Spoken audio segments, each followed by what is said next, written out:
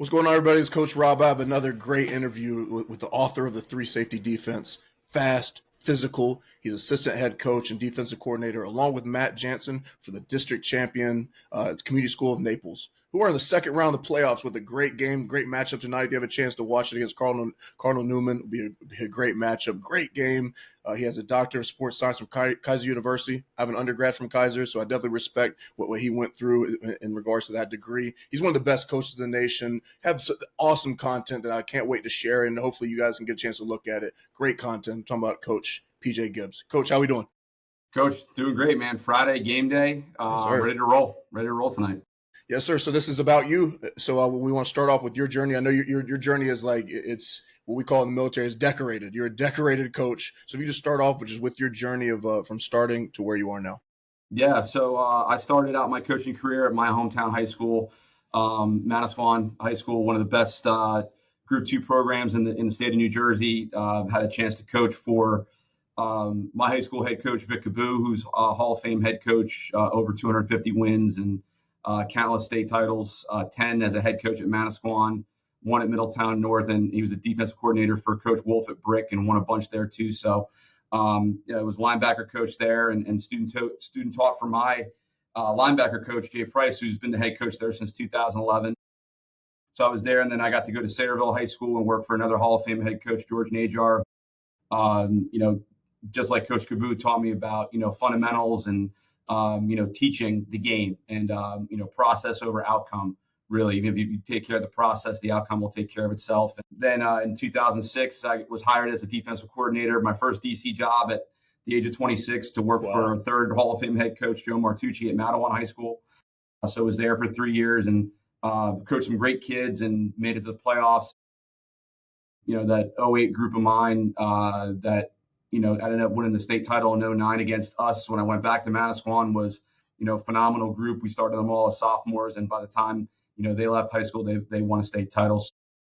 2009, I went back to Manasquan to work for Pete Cahill, who was my defensive coordinator as a defensive line coach for 2 years. And when Coach Cahill transitioned to administration, Coach Price was named the head coach and was honored to be asked to be the defensive coordinator, and was there for 3 seasons and playoffs, great kids, state finals, state semifinals. And 14, one of my teammates from Manasquan, Luke Sinkhorn, took the head job at Howell High School and asked me to come over. And so I came over as a DC for him.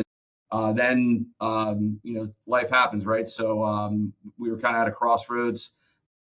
My wife and I with 2 young kids, and decided that we were going to make the move and to Southwest Florida, and went down and interviewed for 3 high schools and got hired at Gulf Coast High School by Pete Fulminaya, who's doing a great job up in Georgia as a head coach, and was there for 3 seasons. And we won the first district title in the history of the school in 2016. And then after the 17th season, I got hired by Chris Tokinen, who had worked at Cocoa for a long time under Coach Wilkinson, and was the DC there for 3 years at Palmetto Ridge, and number 1 defense in Southwest Florida in 2020, 6.9 points a game.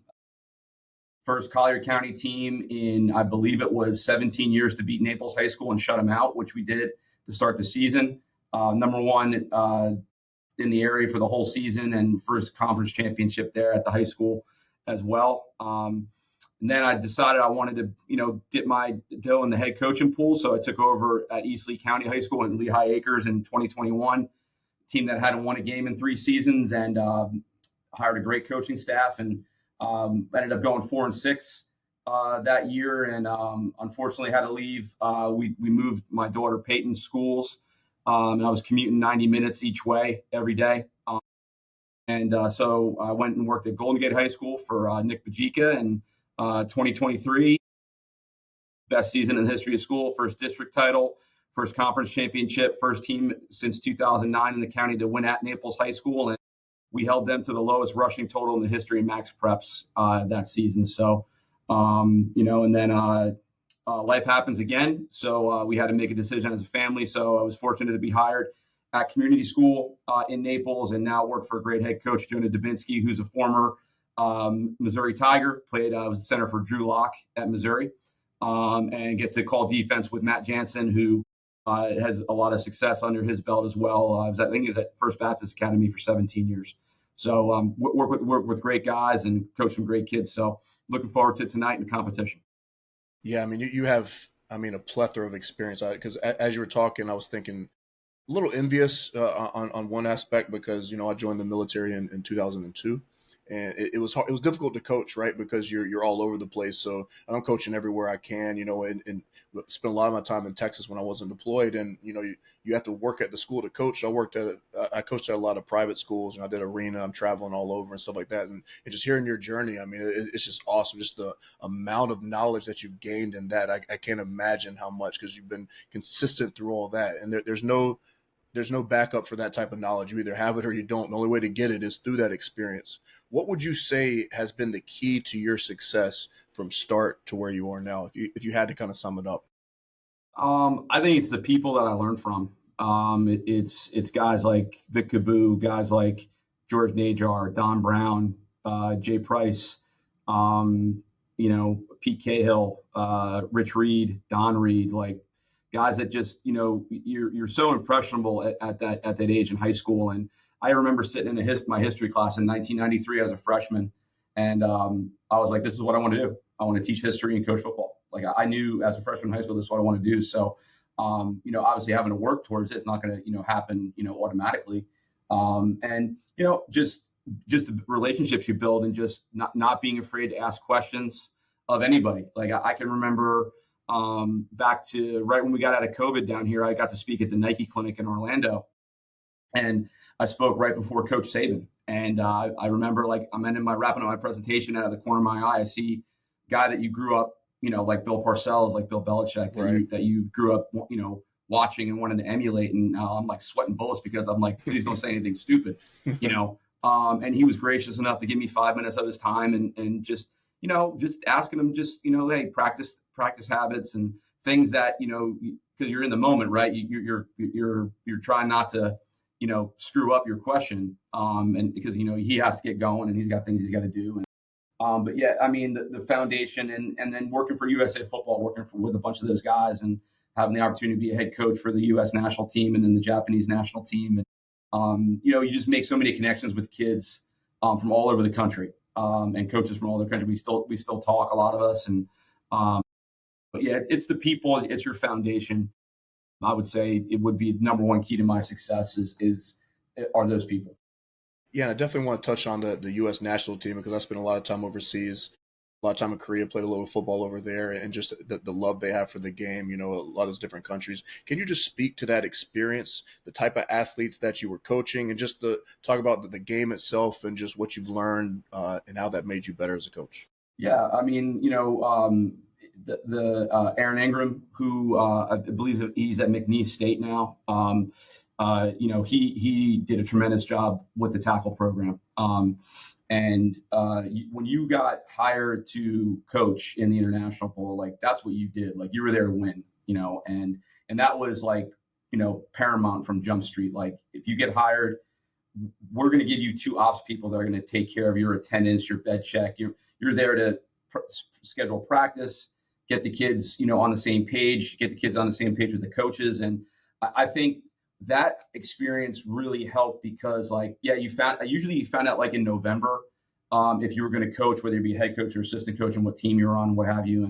And if you're a head coach, then you know who your coaches are. And then you get everybody together and all right, well, this guy's the OC, this guy's the DC. All right, I need your playbooks by this date because we want to get them. We have the roster. We want to get them to the kids. So by the time when you hit the ground in Dallas, that Sunday before practice starts, or Saturday, because the kids come in Sunday and they do all the registration stuff and you get rolling Monday, but you have 5 days to get ready for a game, just like you would normally in a week. But now it's not your team, it's kids from all over the United States, right?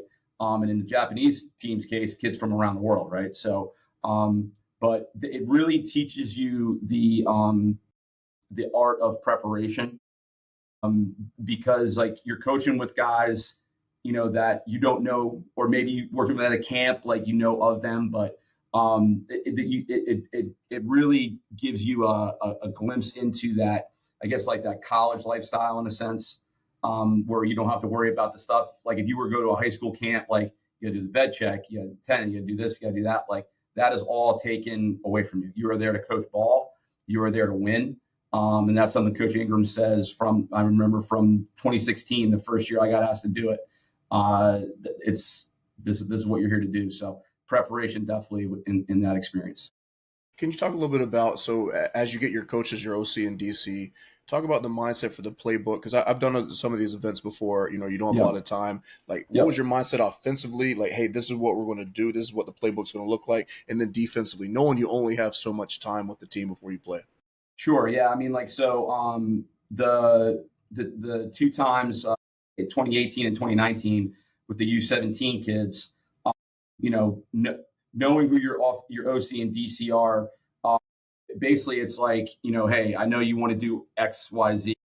Like, here's our roster, research the kids and figure out what they can do well and get back to me in like 2 to 3 days. And to be honest, like a lot of the guys that are going to be on your staff have done the game in some facet. So they kind of know the deal. The newer guys, you kind of got to bring along and just let them know, hey, research your kids, research your players, like cut down what you think you want to do. And then like in 2020 with the Japanese team, I got to pick my staff. So I picked my high school position coach, Rich Reed, Bob Generelli, who's a Hall of Fame coach who played for Coach Cabu at Middletown North, Mike Galos, who's a Hall of Famer O-line coach, who was the O-line coach, later head coach at Middletown North. So like offensively, I was like, all right, you guys know a heck of a lot more than me. But let's understand, like, we're going to be undersized. We're going to have some good athletes. And they came up with a great game plan. And then defensively, Dwayne Mack, who is now an admin at North Fort Myers, he was a head coach there. I brought him to coach linebackers with me. LJ Clark, who's the head coach at Lakewood, he did my DBs, and Larry Capasso, who I coached with at Gulf Coast.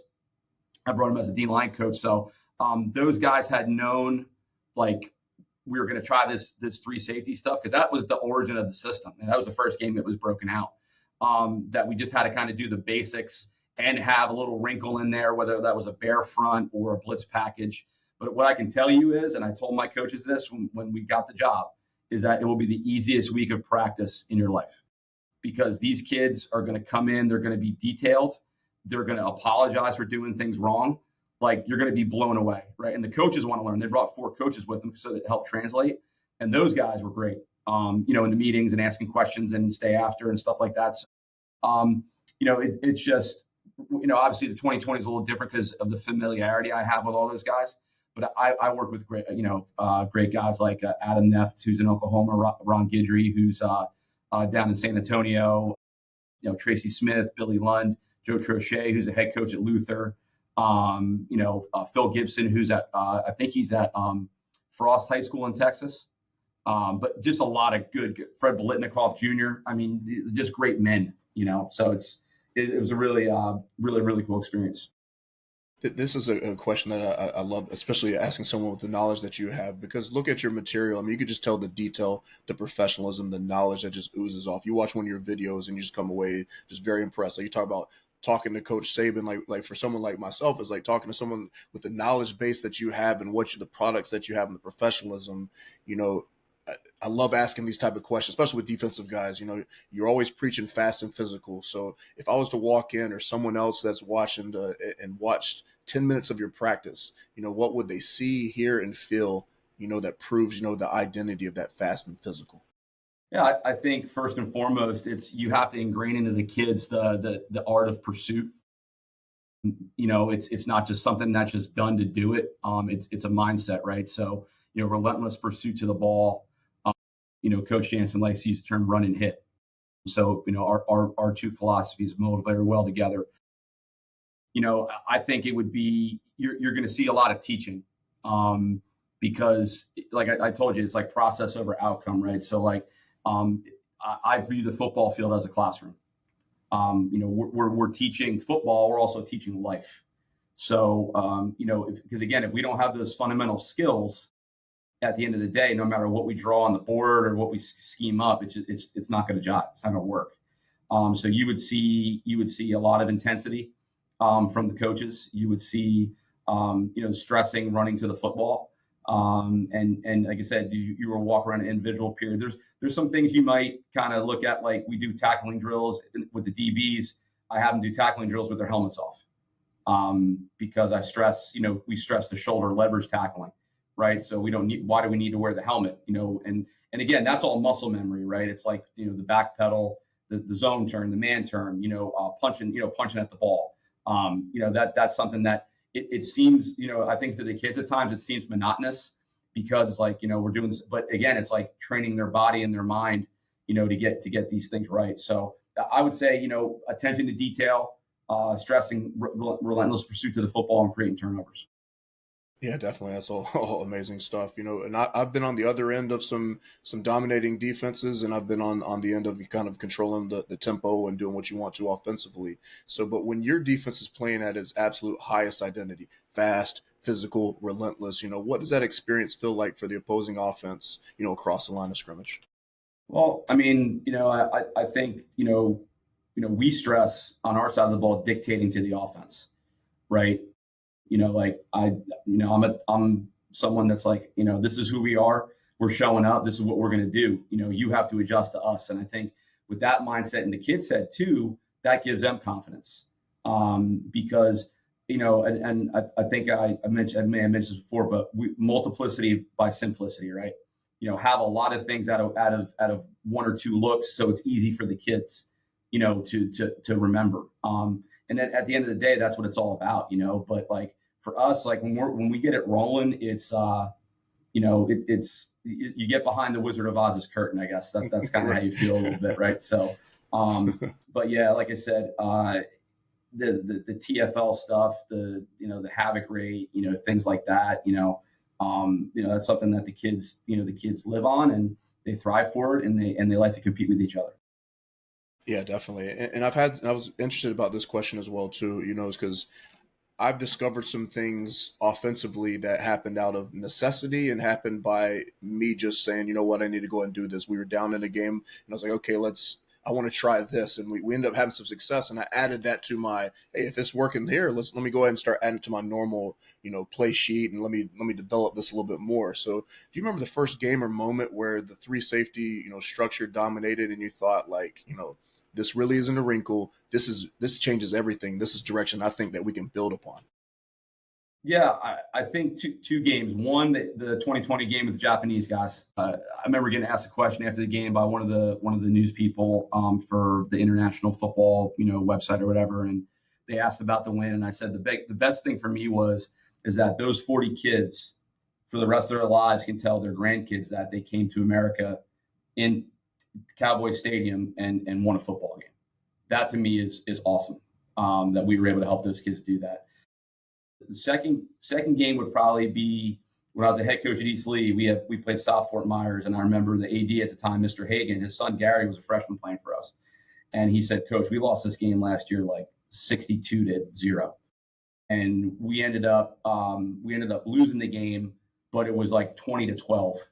And he said, "Coach, he's like, what an unbelievable," and it's a credit to the kids, right? I think back to that team, like kid like Jeff Renville, who was our middle safety and also our starting running back, and ended up being first team all area defense, having only played that spot for a season. And then he played in the Lee County All-Star game and got offered on the field after the game by Kaiser University. So that I would say that those two games, like the International Bowl in 20, and then the South Fort Myers game when I was at East Lee. Yeah, that's awesome. And let's talk a little bit about the Rover. So I look at the Rover for you as like the superhero, in your defense. If you had to describe the perfect Rover, using traits, what would you describe your Rover as? I'm just going to go by kids that I've coached at that spot.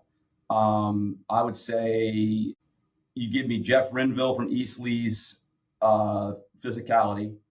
You give me Johnny Charles's football IQ at Golden Gate in 22. And then in 23, you give me Daniel Lopez's everything. That kid only played that spot as a senior.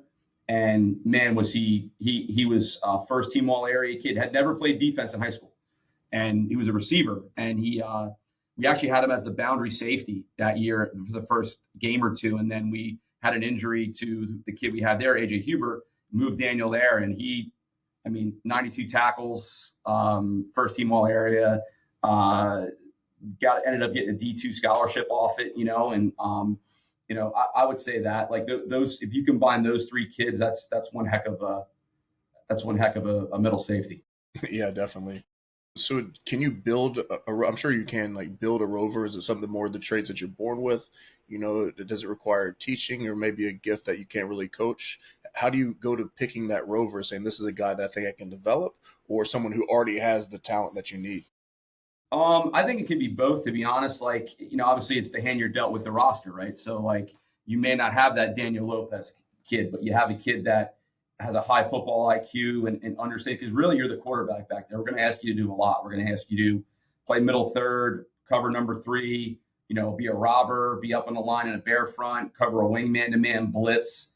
So there's a lot of things, so yeah, I think there's the kids that just have that natural ability. I always tell coaches, like, it's 4th and 1 in the state championship game, and you want this kid making a tackle or breaking up a pass. Right. Like that's the kid. Like if you have that kid in your mind now it's your job as the coach to always put him in that situation where he's the unblocked guy. Now and I tell all the coaches that ask and want to get on Zooms or have me out for an install, like, you don't have to do everything.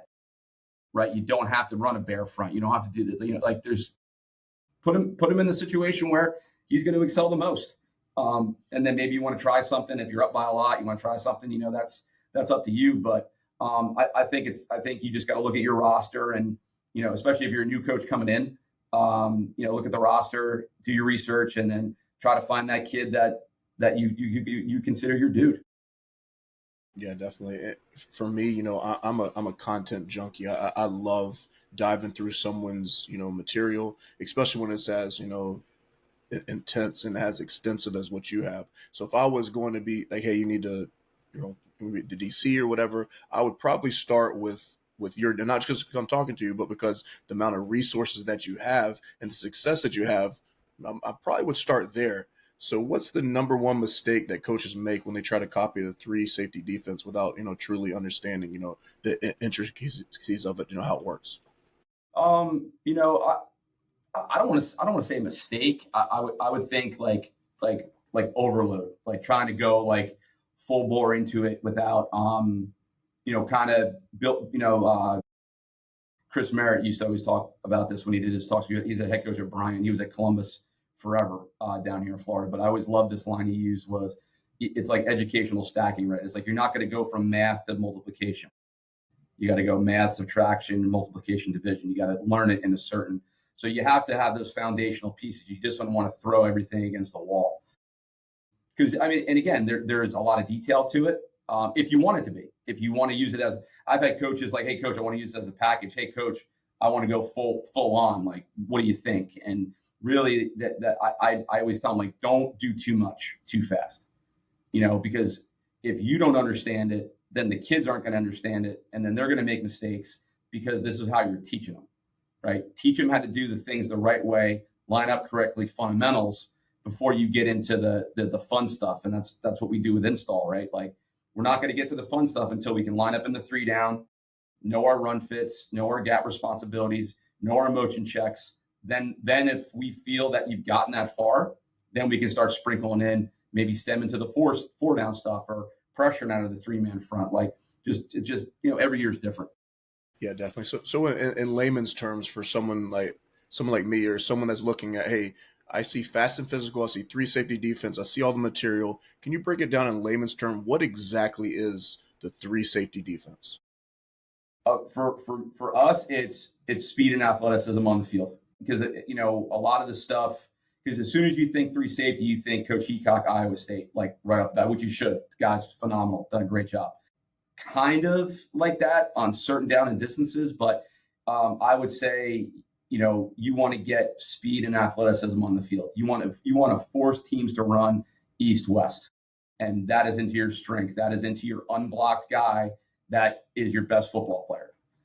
So that's in simplicity. That's how I would explain it. Okay, so now say I'm taking over as a head coach, or say someone say, hey, and I've had it happen before. Hey, you're going to be the defensive coordinator. I mean, I won't say luckily, but I didn't end up doing it. I ended up still staying on the offensive side, and I was like, hey, I want to call out Coach Gibbs because I know the content he has, and I know he does come out and he helps with the installs and things of that nature. So what say I brought you out, what does a 2-day install look like? What is the first thing you evaluate before you teach a drill, coverage, or Mm-hmm. roll? Yeah. So I'll go back to like when I went to, out to Illinois with Coach Mings, and basically come in day one and meet with the staff, go over the whole roster, right? Let them tell me who, what they're doing now and where guys are. And then let me draw up base three down front. And who do you think fits here? I'll describe each person, like what we look for in each person, and then let them, because again, when I leave, they're coaching it, right? So, and then now we build off of that. So really, I tell them too, like, guys, I'm here for 2 days, 3 days. Like, you tell me what you want me to do. But as far as the first steps, going over the roster, what they have now, how they envision it going forward, and then kind of build out the install that way. Like, we'll do the three down stuff will take this much time. We want to get on the field, go in the classroom. Do you guys want to get to the four down stuff today? Maybe we'll wait, or no. Okay, get to that later in the afternoon. All right. And then have dinner and then meet and do film review with the kids and kind of sum up the day. Right. And then talk about the everyday drills that each position group does. And again, like, I just tell them like what we do. And then obviously whatever you guys feel is necessary. Like, the one thing I always stress, talking about between a 3 and a 4 down stuff, is that jack backer, that linebacker, the guy that's going to stem down to the defensive end. Like, it's imperative that you go with the defensive line coach for 1 to 2 indie periods a week, because you got to learn how to squeeze and spill. You got to learn how to rush a passer. You got to learn how not to get reached. Right. So that's like, if you don't do that, you're doing that kid a disservice. You're setting him up not to be successful. And then the second day, really, it's more if we've got everything we want done for the first day, but we'll do a review in the morning, and then we'll get to some live action against the offense, and see how that goes, and then watch film, get to the classroom, review anything additional pressure wise you guys want to talk about, kind of look at their schedule too, to see like what offenses they're going to face. And how we can line up to it if we didn't talk about it already. So, I mean, again, it's really, I'm at their service. So really, it's whatever they want me to do. But that's kind of like a basic idea of what a 2-day install would look like. Yeah, definitely. So say I reached out to you and say, hey, in the spring or whenever we're going to have you out. At that point, do you send content over to them? Like, what does that look like in regards to them preparing themselves to your stuff before you get there to kind of speed that process up? Right. So for the most part, I think all the guys that I've done installs for have done some research, so they have, have material. Like, when I know we're going to talk about my website at the end, but there's a free PowerPoint Google Slide install that is basic. But like, basically, like, once we talk about, like, if it's a flight, if it's we take care of all the housekeeping paperwork. Yeah, I have no problem sending hey, I'll give you a code for my CoachTube course for the terminology or the installation, or hey, go to my website and download the free PowerPoint, so they have an idea if they haven't done it already. But yeah, I have no issues sharing things if they don't have the background information they need. Yeah, and I think for me, one of the questions I would have, is obviously I want to maximize that time that you're here because that's Mm-hmm. the gold, right? I can always go back and look at the stuff. So I would say, coach, you've had programs get it quick. You probably have Mm-hmm. programs that it takes them a while to get it. So what can separate me and our staff as a team that we can get this as quick as possible? What have you seen that be successful with that? I mean, like, two things, right? So one, the easiest thing is when you have a staff that's all in. Everybody's got to be pulling the rope in the same direction. Obviously the harder part is when you have guys that are really, and again, like, it's human nature, right? We fear what we don't understand, and not like scared fear. Right. We don't understand it. We tend to question things. But I think one of the things that the defense has done is everywhere we've gone, we've been successful. So it's not like you're bringing in a guy that went 1-9, 6 years in a row, right? So, but yeah, I would say like making sure the staff's all on board, and I think that's like the icebreaker too. Like when you do that first day, it's like, all right, guys, listen. Like I know you've been a 3-4 team, I know, but everything that you can think of, really, like you can get to because we don't change personnel. Right. So like that coach that is a little leery, like, hey, I've always done this. Well, you can do that. All right. It's just, is that in your game plan for that week? You know what I mean? So I think those two things, the all in staff is the easy one. Right. The not easy is when you have a couple guys that, and again, that's not my job my job is to, teach and give them knowledge. Like the head coach, the DC, that's their job when I leave or during the process when I'm out talking to the coach, be like, hey, this is the way we're going. And, coach is here, ask him, questions and things like that. Yeah, definitely. Interested in this as well because I think about my specific teaching style is based upon, it's based on your experiences, right? And the knowledge and how you learn and things like that. I was a drill sergeant for years. I've done, in regards to training, trainees to be in the military and whether it's coaching, and that impacts how I teach, So what type of teacher are you? Are you the storyteller? Are you the whiteboard, drill, film room, all of the above? How would you describe your personal teaching style? I think right off the bat is I think I've done a really good job of learning from people how to build relationships with kids. I think back to my junior year in high school, we started this linebackers dinner. It was Coach Price and 4 linebackers, and every Wednesday night we get pizza, watch the greatest NFL hits on YouTube, and then we get in and watch film, right? And then obviously when I went back to Manasquan, we were still doing that, and then it turned into by 2010 we were at the local firehouse because we had every defensive position would bring something, and we get the projection screen up, and we have like a buffet line of food, desserts, and drinks. And then I brought that with me to Florida, the Wednesday night dinners. I think, and I'll answer your question about the teaching style, but I think the most important point here is if you build relationships with those kids, they'll run through a wall for it. And then they're seeing you outside of the football. They're seeing coach as a dad. They're seeing coach as, that's why I love having my kids around. You know what I mean? They're seeing you in a different light, not just the football coach. And I think that adds that human element in that trust factor, to it. And that may not seem like a lot, but it is. And as far as teaching style goes, like to me, it's just like being in the classroom, right? Like you're going to meet about it. You're going to draw it. You're going to walk it. You're going to run through it, right?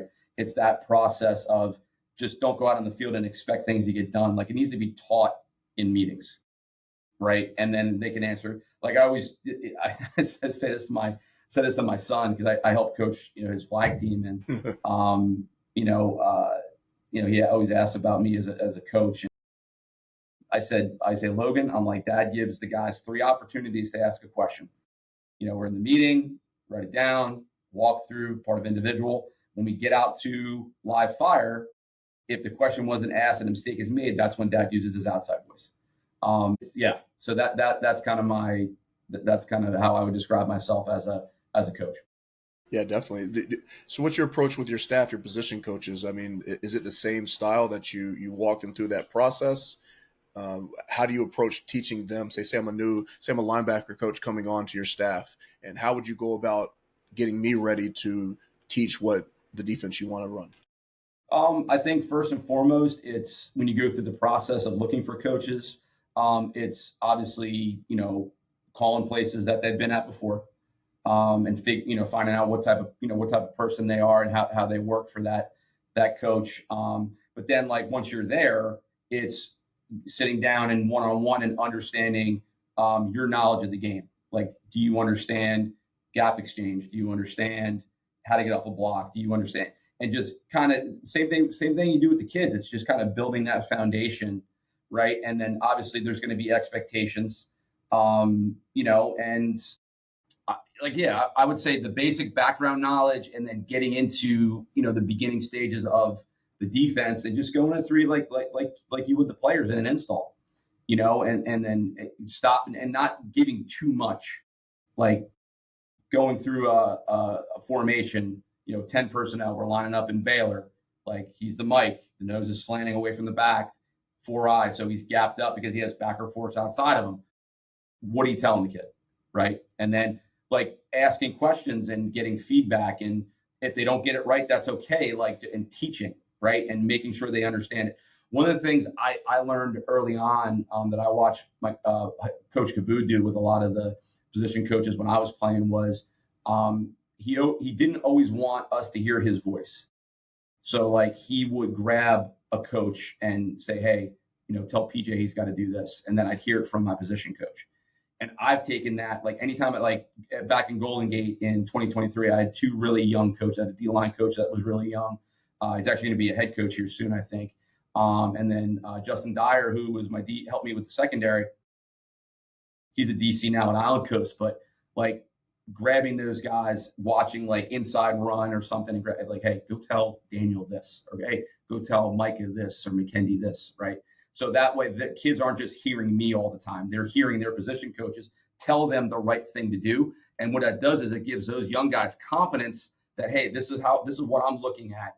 You should be looking at this, and then you need to make the corrections. Like I'll do that a couple times where I pull them aside, but then when we meet as a staff, I'm telling them like, guys, listen, you know what you're supposed to look for. Have the confidence to coach your kids, because I got to watch the whole thing and then make sure you know what I mean. So, but yeah, like you're coaching your coaches, and I think that, like I said, something that I learned from my high school coaches a long time ago, that's really the right way to do things.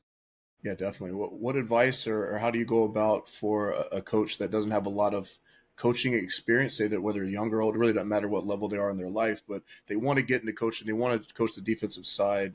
What advice do you have for them? And how do you approach someone who's just, they're hungry to learn, that they'll run through a wall for you, but maybe the knowledge level isn't quite there yet? I think putting them in, same thing with the kids, right? I think putting them in the best position to be successful, like whether that's, going down and help the freshmen, maybe the JV, maybe you're the assistant D-line coach.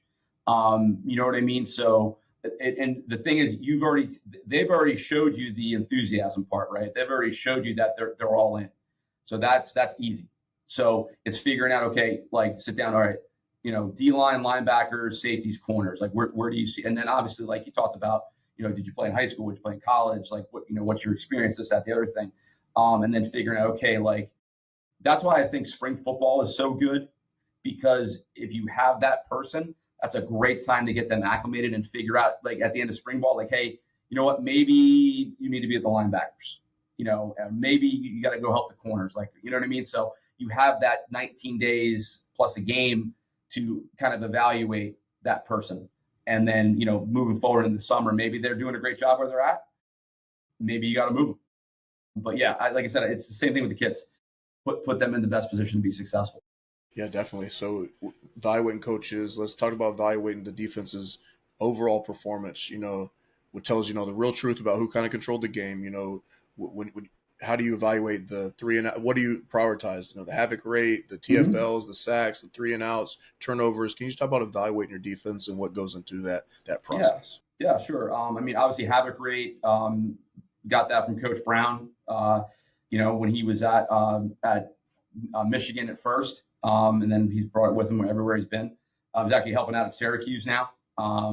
So he's back in the game. So I'm really happy for him. But yeah, havoc rate, I think, because to me, that if we have a high havoc rate, that means we're either scoring or getting the ball back to the offense. But other than that, third downs, man, you got to get off the field on third down. Right. You have to, right? And especially the deeper you get into the playoffs, the competition is getting better. Right. You got to get off the field on third down and give your offense. Coach Cahill used to always say, if you're kicking, you're winning. Right. So if they're going to be punting the ball to you, it's a beautiful thing. It means your offense is going to get another shot to score some points. So, havoc rate first and foremost, but third down, getting off the field on third down, definitely a 1A to that. Yeah, definitely. Can you just describe what the havoc, or just explain the havoc rate, like what it is, how it's evaluated, and how you go about like teaching it? Yeah. So, I mean, it's really, so the formula, and anybody that's, seen the different posts and stuff, there's the formulas on that thing, but really it's sacks, TFLs, INTs, third down stops.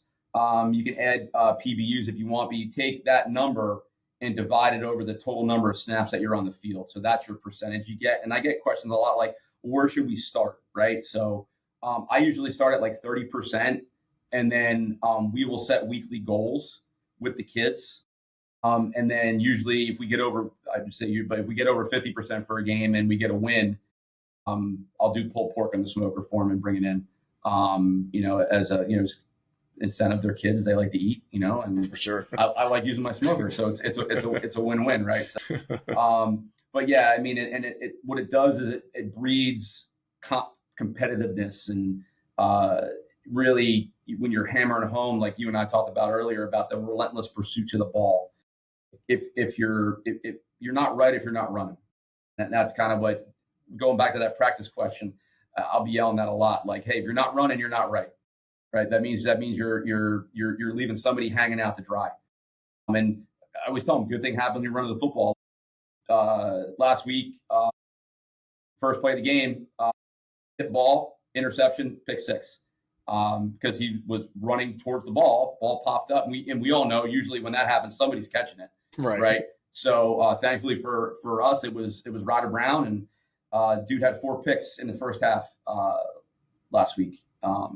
So yeah, great way to open up his senior year playoff season. So, but yeah, the havoc rate kind of blends everything all in.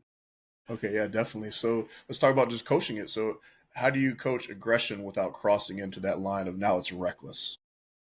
Yeah, but I think that goes back to the point of fundamentals, right? So like, you're teaching your turnovers in a circuit, you're tackling in a circuit, pursuits and part of that circuit, right? And everything kind of molds into one.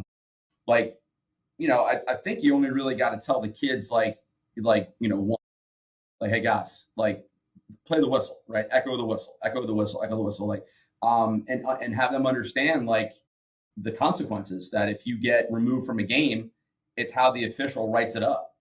So we don't know what the consequences, but there's going to be something, whether it's 1 game, 2 games, 3 games, like you can't, and we don't, and the thing is we don't teach that way. So unless somebody goes like rogue, it's really not something that our players are into. Yeah, definitely. So let's talk about what's the difference between like bringing the pressure and creating havoc. I mean, I'm sure coaches mix that up all the time. Yep. They're not the same thing, right? No, I think the havoc and the pressure deal, like, we're like the defense itself, everything's a gap control, whether you're playing your base or you're bringing pressure. So like if something pops, we know who didn't do their job. So it goes back to my roots in the 4-3 and kind of how, as this thing evolves and we continue to develop it, it's gap control havoc, but in the same token, it's the mindset of that relentless pursuit to the ball and always running, because I always tell my guys, it's like, you want to dominate the guy in front of you, but play for the guy next to you. And that family atmosphere. And again, it goes back to those Wednesday night dinners and, camaraderie and, things like that. Yeah, definitely. So you said before, that some defenses react, some dictate. In your system, what does dictating look like on a Friday night? I mean, I would say, because we're so formationally based in what we do, to me, it's we're going to take away your 1 to 2 best players through some type of coverage, or we're going to exploit a lineman. But it's kind of like the mentality of you're going to do what you think you're going to do, but we're going to show up and we're going to give you a ton of different looks, and we're going to bring a lot of stuff out of it. And to me, that's especially in high school with the line, because being on the offside ball coach, like, there's specific rules to things for certain plays or every play. And if the picture changes, with a stem or a movement, and the ball snapped, it's very hard for you to process that. And then you got the overload stuff, and then you got the simulated stuff, and you got just the different looks that we give. I think is a big part of that dictation. Yeah, definitely. So let's talk about, we've talked about culture a lot. So say a coach that's listening to this is going into, because you've done this before yourself, you step in a program that's struggling, hadn't had the most success. What's the first, culture lever that you pull to start changing the standard before the schemes, before the drills? What's that one thing that a coach can take away that's listening to this and saying, okay, I need to focus on this to start off with? I think from a culture perspective, I really think it's that first team meeting. It's really like they're going to know about you anyway, so they're going to know who you are. Like obviously today with social media, you get on and you know what I mean. I think it's stressing the part that a you're going to play at a high level. It's giving them confidence really, because if they're struggling, more than likely they're not playing with a whole lot of confidence. And I think one thing, it was a great point with Coach Gonzalez at Florida. I remember watching his press conference. Is you don't need to knock the last coach. You don't need to knock the last staff, right? Be where your feet are, right? Like live in the now and tell the kids what you want to do. What are your goals, right? And what do you feel the goals should be for that first year? And then you know what? You flip the script on them. You then asked some of the kids, what do you guys, what's your goal? Right. And then you get into the whole thing with, how many of you guys really love the game? Right. Like how many of you guys really love it? Like, are you here just to wear a jersey and on Friday? Right. Or do you really love it? And then also defining for them, everybody's going to have a role on the team. Like, I think I called today's kids, a lot of them like the Google generation, like they want everything now. Like a lot of young coaches are like that. I was a linebacker coach for years, so I should be a coordinator. Really? Okay. Yeah. Okay. But I think it's having them understand that everybody's going to have a role, whether that's, you're a scout team player, you're one of the 11, and understanding too, that like one of those, it's a job interview every week. Like nothing's guaranteed, but just, and make sure your coaches understand like, hey, you need to take pride in that role if you have one. Like if you're running the scout team, because again, we all know like scout team is what's going to help you win the game on Friday night, So I think those things, coach, before you even talk about football, it's making sure that those kids have confidence in themselves and what they're going to do, and showing them that you care, showing them that you care. It goes back to the, culture piece we were just talking about the dinners. Like, I think that's a lost art nowadays. Yeah, definitely. And I used to love bringing the energy, scout team, all that, because it's as a developing coach and depending on the program you're on, you run scout team anyway as a seasoned coach. It's one of those things that it's your chance, it's your opportunity, just like the kids. We preach to the kids all the time about taking advantage of your opportunities. Like I said, be where your feet are and just making the most out of that opportunity. And scout team's another one of those opportunities. I mean, but coaches get judged a lot. That's the thing, about coaching is you're going to get judged. There's the people in the stands, there's the people that think they can do it better and they know more and all that. So, coaches get judged by wins and losses. What metric do you use to privately judge a coach, whether they had a successful season or not? Well, to use a quote for your point about the people that are going to criticize you, every man in the world thinks they can work a barbecue and coach football. Right. So it's easy to do that from the stands when you're not, we spend more time with their kids than they do. Right. So, you know what I mean? Like, I don't know. I think when you get into it first as a young coach, it's all about the winning, right? It's all about, state championship ring, conference title. Like the longer you do this, it's the group text you have with kids,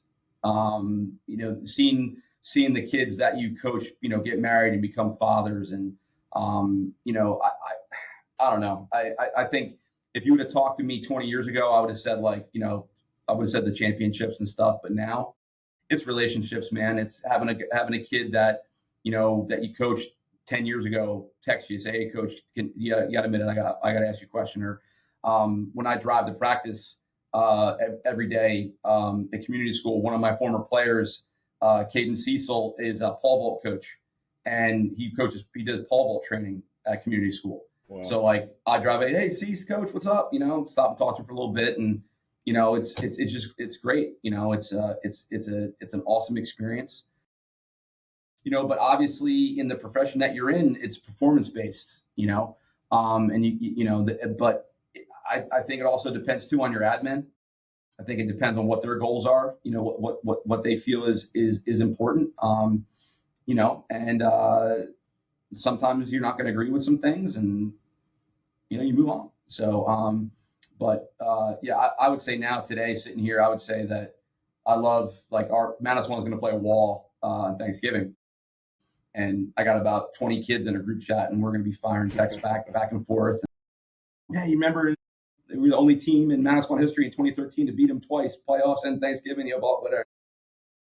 That to me is the best part. That to me is the best part is seeing that those guys grow up and living the things that you try to instill in them at a high school's age, and then doing it. That to me is the best.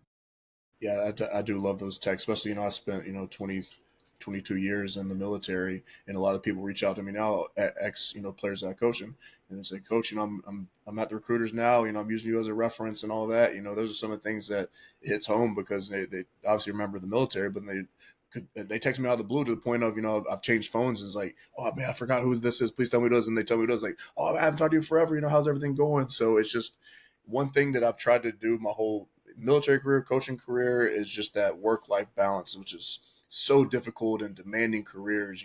Coaching jobs consume everything. They take, they take time, family, sometimes identity. How do you keep football from becoming your entire identity and losing the rest of who you are?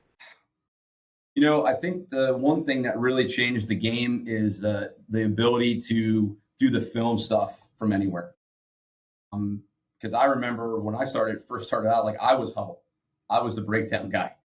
Then, you know what I mean? And then I was the guy that was running the DVDs and meeting coaches, in the Garden State Parkway to do exchanges and, things like that. But I think the game changer is, the huddle, the quick cut, like that stuff. And because you don't have to spend the whole day at the office, right? You get the exchange, boom, boom, boom. This is what we're doing. This is your job, yada, yada, yada. But yeah, and I think when the kids are younger, especially I know with my kids when they were younger, especially when we first moved down here, it was tough because I didn't want my wife to go to work to pay for daycare. I wanted her to stay home with the kids, so I worked 3 jobs to provide, and then she got something remotely a year later, which was good, and so there's certain situations that force you not to be home, but I think as they get older, you want them to enjoy their childhood, because it's going to be gone, before you know it. Like my daughter at Peyton, and we had a game on Halloween, and she is at practice with me in every game, and she's like, Dad, am I going to the game? I said, no, you're going to go be a kid. You're going to go trick or treating. Like, but I don't. I said, listen. I said, it's okay. Like, it's all you're only 13, 14 months.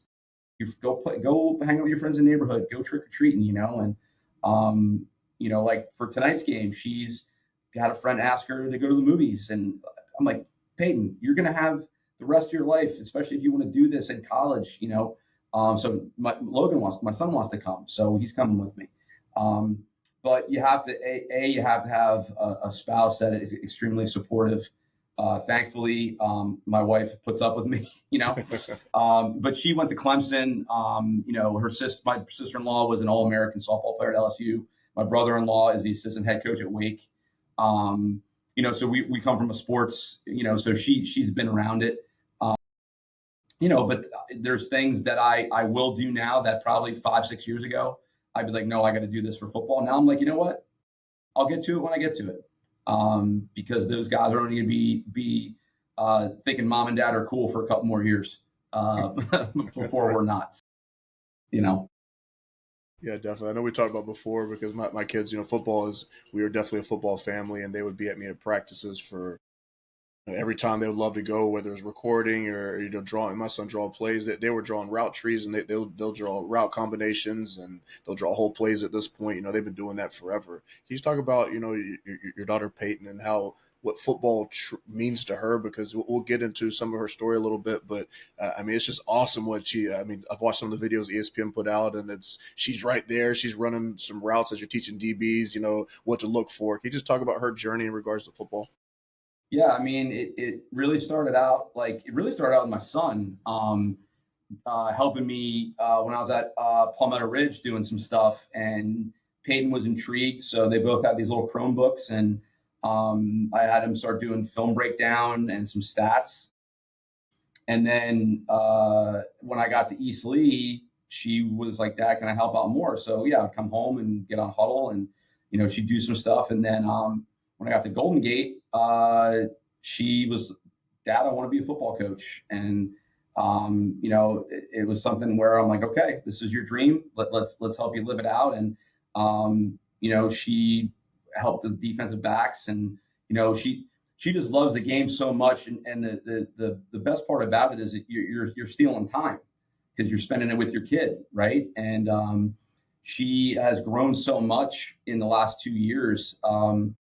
Obviously going through what we went through, and then obviously Coach Dorian, who's playing tonight, and we always text on game day and we'd be rooting for him. And we had been up to the Florida State game in 22, and when everything went down, I reached out to him, and he made all that happen.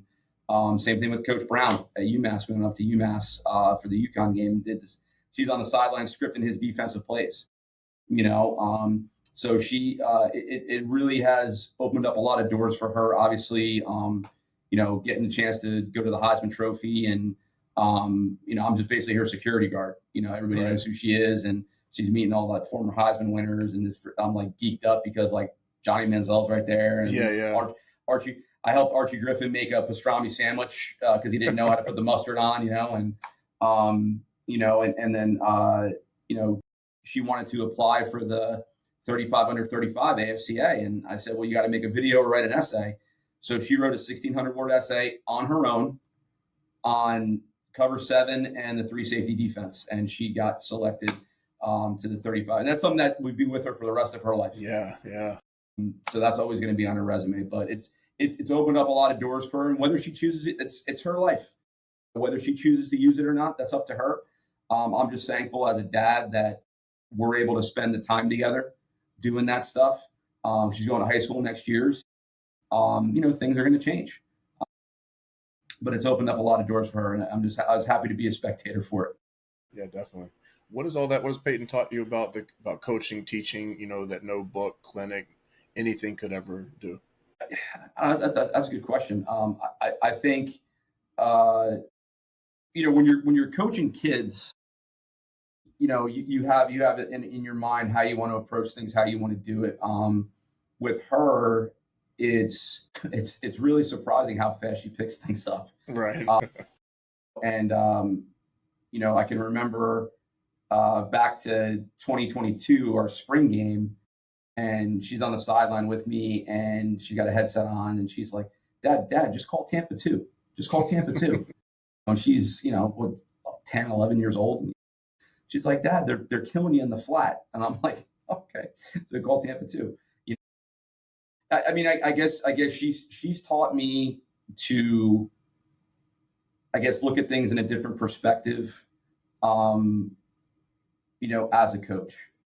Just kind of seeing things more for what they are. So I guess that, I don't know if that's a good answer, but that's kind of how I feel. Yeah, I mean the story is awesome, and I know I don't want to take too much of your time, and I do want to dive into your website, which is awesome. So if you want to just take control of this and just go ahead and if you can just however long you want to take, just go walk us through your material, and and we'll just sit back and learn and see get the information out there. All right, cool. Let's see. So you can see this, Coach? I can, yes, sir. Cool. Okay, so here's the website, guys. So I have actually, my brother-in-law did the first run of 50 workbooks that sold out, but I do have the digital copy. So what I'm doing is I'm taking $10 off of the digital, but I'm also giving anyone that wants to purchase a digital a free CoachTube course of their choice. So they just, hey, coach, I want install and align and assign. So I just give them a CoachTube code. So if anybody's interested in that, if you wanted me to come out, this is the whole system here, all the courses. You go through, take a look at that. Little background video here, and then if you want to do a Zoom consultation, you just shoot me an email. My email and cell phone number at the bottom of the website. And then if you wanted to reserve an install, and we talk about the housekeeping stuff. And then here's kind of like Kenny Simpson was great when I first started this. He's been a real good mentor to me. So this is kind of like just like a mock. Obviously, it's whatever you want to do. And then obviously if it's a 3-day one, it's detailed to whatever the staff wants to do. And then this is the right here, coach. This is the game that started it all. This is the International Bowl, AT&T. So that is obviously you can click on that and watch it if you'd like. I have a quick cut drive. Quick cut was Todd was kind enough to partner with me, and it's 2 years of game film and all my clinics. So if any coach is interested in that, they just got to shoot me an email.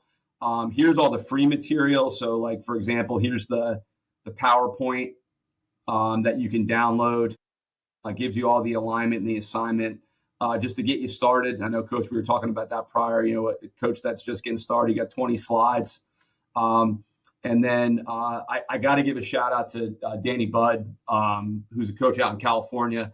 He does all my slides for me. And if any coach is looking for it, you just got to use my last name and he'll give you 10% off. And that's like offense, defense, special teams. I mean, like, I know, Coach, you mentioned like professional, like this dude is money, right? Yes, so,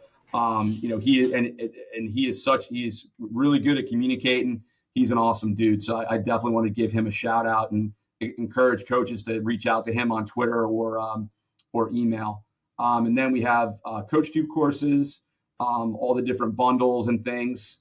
I'm going to be doing a Black Friday special coming up. But here's like, all the courses, game planning bundles, drills, installation, military appreciation, pressure bundle, all that through CoachTube. And then downloads. If anybody wants a call sheet, how we grade. This was my presentation I did. I got to speak at the AFCA, talk about a little bit of nervousness. You turn around and there's 5,000 coaches staring you at the face. This is my huddle presentation from the Big New England Clinic, which basically goes through like the installation process. And I'm a big trap coverage guy. So this was from when I did my trap presentation with Coach Tatum on his podcast. Videos. This is awesome. So I did this with Victory IQ with Chris. This is like a 20-minute video, Coach, on the basic installation process of the defense versus 10 and 11 personnel. And again, free. Doesn't cost you anything. Click on it, watch it. Definitely recommend it. And then the different books that I have. You got the 2 Right Defense for Your Program in the second volume. This is more like the origin of stuff through like my experiences growing up. This one I got a bunch of different coaches, John Weaver, Jason Mons at Arizona State, my brother-in-law, Justin Kramer, to contribute, Adam Harvey, Eric Kasperwitz, all contributed in this book. It's a good read. It's Kindle or paperback, whatever you want. And then here's the podcast that I've been on. You can click on that and listen to that. Obviously, Coach, yours will be going up here. And then just different testimonials. Coach Brown, Coach Golden with the Bengals, Coach Maines, he's got a playoff game tonight. Coach Simpson, I think he's playing tonight. Teddy Bolin, who's now at Lock Haven. He just took a job at Lock Haven. And then Rob Green, obviously those guys are doing a heck of a job out of Texas Tech. So, let me go back. Let's get out of this.